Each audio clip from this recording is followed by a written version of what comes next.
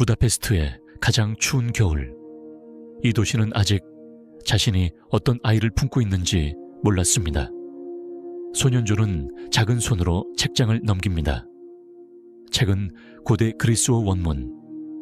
아이의 눈빛에는 두려움보다 이해의 빛이 먼저 음고되어 있습니다. 6살, 그는 그리스어 문장을 외운 것이 아니라 해독했습니다. 그리고 8살, 그는 미적분의 기호들을 계산이 아니라 세계의 구조로 보았습니다. 이 아이는 눈앞의 숫자보다 숫자 아래 숨은 질서를 먼저 보았습니다. 20대 초반, 그는 수학의 세계를 지나 물리학으로, 경제학으로, 공학으로 마치 방 사이를 걷듯 자연스럽게 이동했습니다. 강의실 맨 앞줄, 흰 턱수염, 둥근 안경, 깊은 다낭령의 시선이 노이만을 꿰뚫습니다. 다비트 힐베르트 데이비드 힐버트, 수학사에서 독일 정통파라는 말의 정의가 된 인물. 19세기 수학을 20세기 수학으로 건너가게 만든 장본인. 공리주의, 무한의 형식화, 그리고 당시 세계 수학계를 지배하던 힐베르트 23문제의 재창자. 그는 이미 가우스 이후 가장 강력한 두뇌로 불리던 사람이었습니다. 그런 힐베르트가 지금은 자신보다 20살 어린 청년에게서 눈을 떼지 못하고 있습니다. 강의실에서 노이만은 하나의 질문을 받습니다. 하지만 대답은 단순한 답변이 아니었습니다. 그는 질문 속의 숨은 구조를 열어젖히고 그 구조를 확률에 연결하고 확률을 다시 기하학적 해석과 연산자 이론으로 넘겨 12개의 논문 수준 아이디어를 단숨에 이어붙입니다. 마치 이미 머릿속에 존재하던 것을 그저 말로 꺼내는 것처럼 자연스럽게. 힐베르트는 숨을 멈춥니다. 기적이 아니었습니다. 이 청년에게 이해란 천천히 스며드는 과정이 아니라 한순간에 도착하는 경험이었습니다. 힐베르트는 옆자리 교수에게 조용히 속삭였습니다. 그는 내가 본 인간 중 가장 빠르다. 두 세대의 천재. 한 시대를 마감하고 다른 시대를 여는 두 개의 두뇌가 마주 선 순간이었습니다. 노이만은 인간이 세상을 움직이는 방식을 보았습니다. 이기기 위해, 살아남기 위해, 협상하기 위해 인간은 언제나 선택을 합니다. 그는 생각했습니다. 선택에도 질서가 있다. 인간의 행동을 수학으로 예측할 수 있다면 포커판의 긴장, 정치회담의 냉정한 침묵, 전쟁의 작전회의, 모든 장면이 하나의 수학적 프레임으로 수렴합니다. 그리고 역사상 처음으로 그는 인간의 의사결정을 수학화했습니다. 그 이름 게임이론. 오늘날 AI, 군사전략, 경제학, 협상 알고리즘, 우리가 결정한다고 믿는 대부분의 순간 뒤에는 노이만의 숫자들이 숨겨져 있습니다.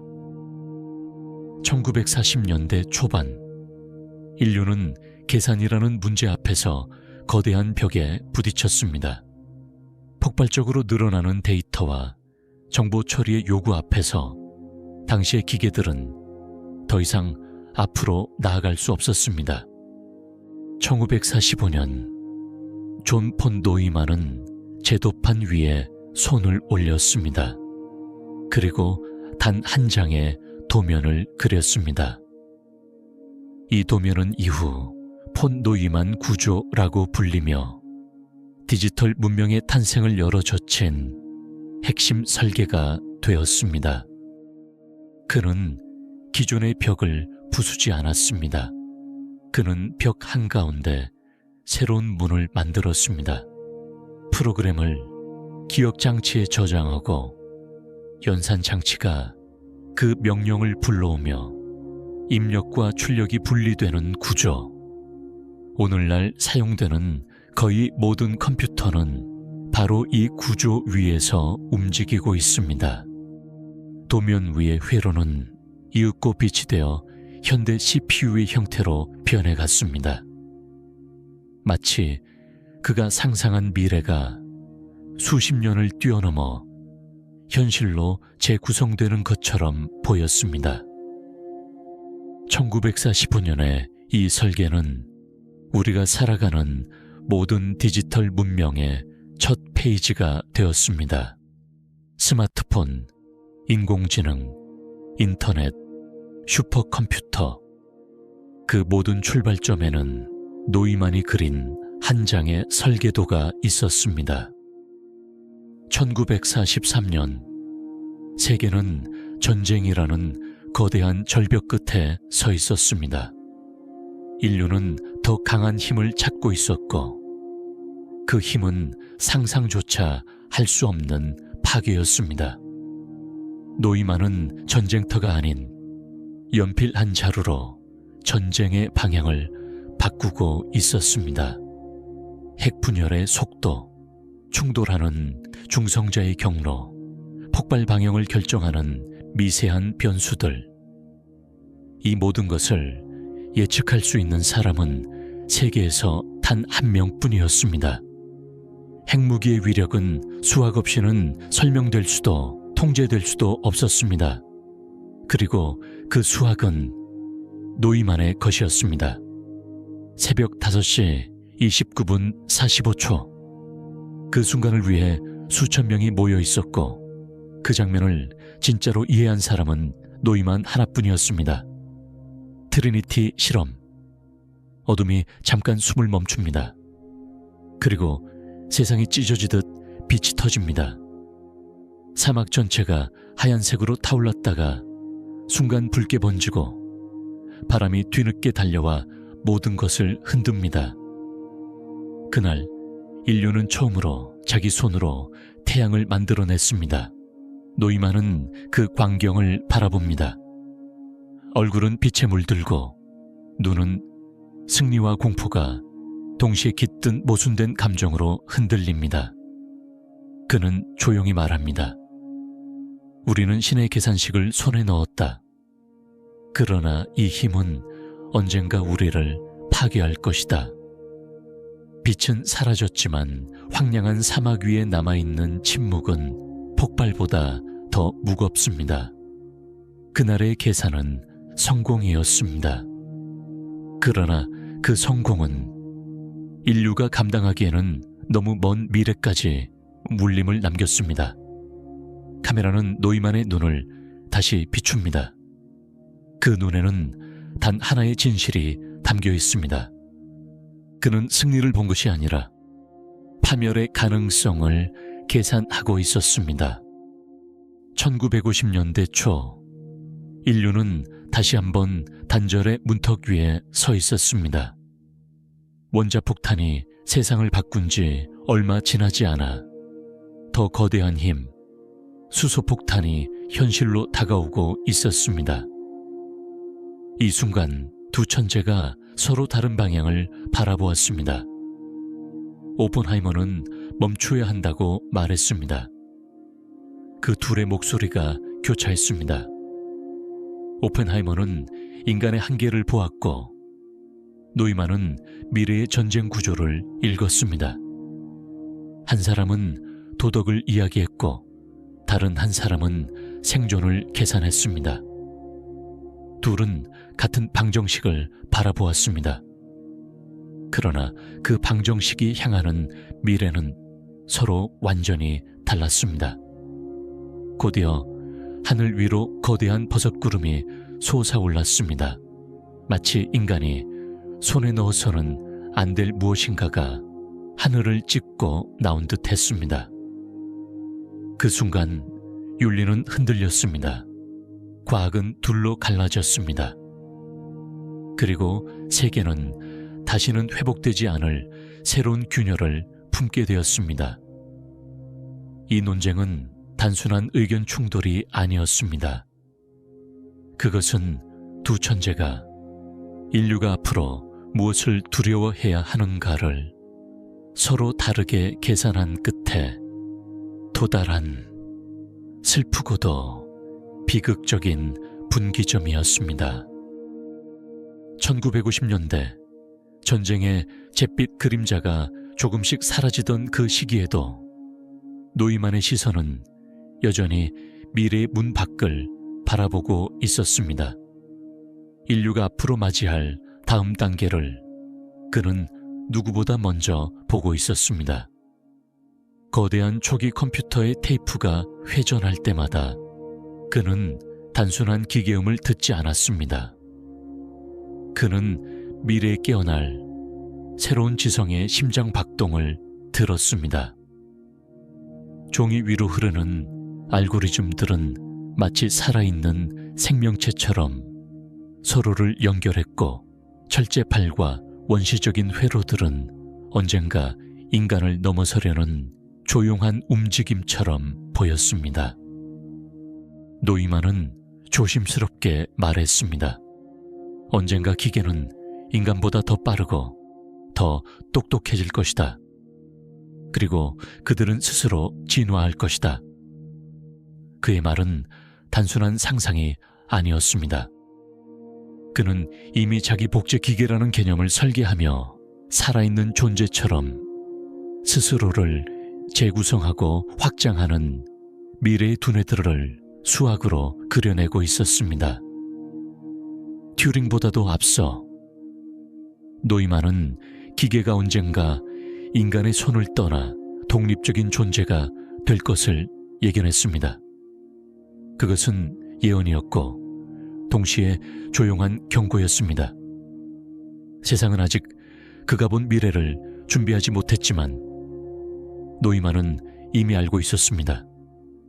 기술이 걷게 될 길, 인간이 만들어낸 도구가 다시 인간을 바라보게 되는 그 순간을 말입니다.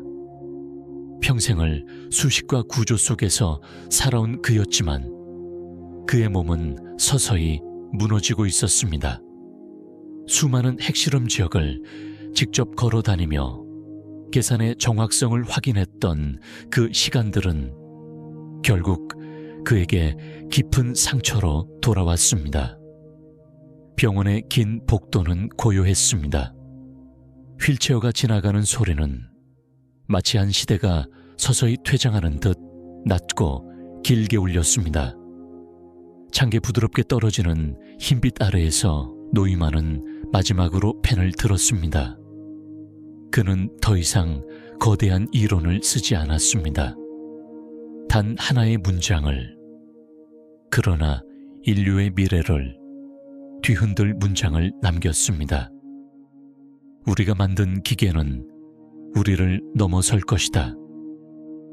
그의 손끝에서 떨어진 이 말은 단순한 생각이 아니었습니다.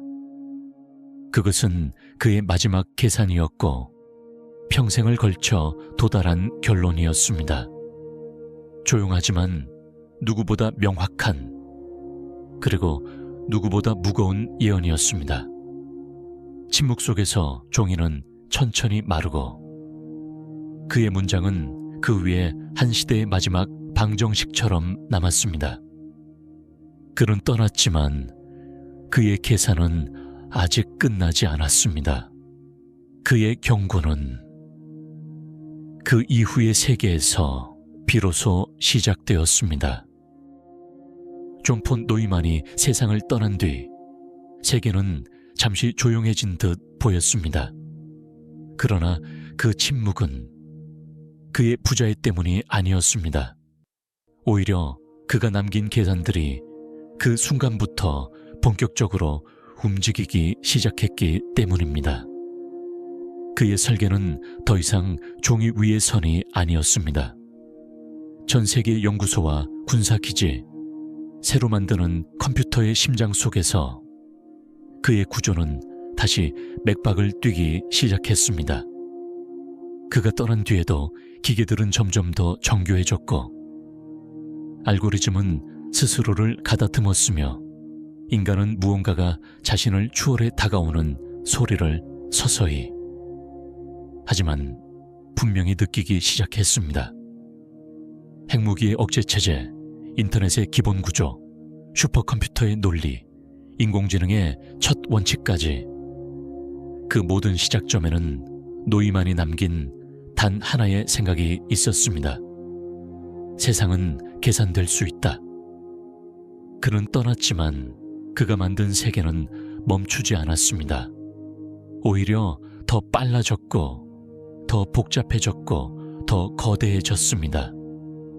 그리고 지금 이 순간에도 수많은 서버의 깊은 밤 속에서, 인간이 만든 알고리즘의 심연 속에서 노이만의 설계는 여전히 조용한 심장처럼 뛰고 있습니다. 그의 생애는 짧았지만 그의 계산은 끝나지 않았습니다.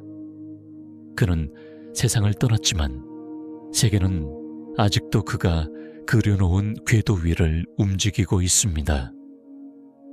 어쩌면 그는 단지 자신의 시대를 산 것이 아니라 우리 시대를 먼저 살아낸 사람이었는지도 모릅니다. 존 폰 노이만은 미래를 예측하려 하지 않았습니다. 그는 미래가 작동할 방식을 미리 계산해 두었을 뿐이었습니다. 그는 너무 빨리 이해했고 너무 멀리 보았습니다. 그래서 그의 생은 짧았지만 그의 생각은 한 세기의 속도로 멈추지 않았습니다. 컴퓨터는 그의 구조 위에서 숨쉬고, 알고리즘은 그의 논리를 따라 움직이며, 인공지능은 그가 남긴 질문들 속에서 자라고 있습니다. 그는 경고하지 않았습니다. 다만 조용히 말했습니다. 세상은 계산될 수 있다. 그리고 그 말은 예언이 되었습니다. 어쩌면 우리는 지금 존 폰 노이만이 이미 한 번 다녀간 시대에 뒤늦게 도착한 것인지도 모릅니다.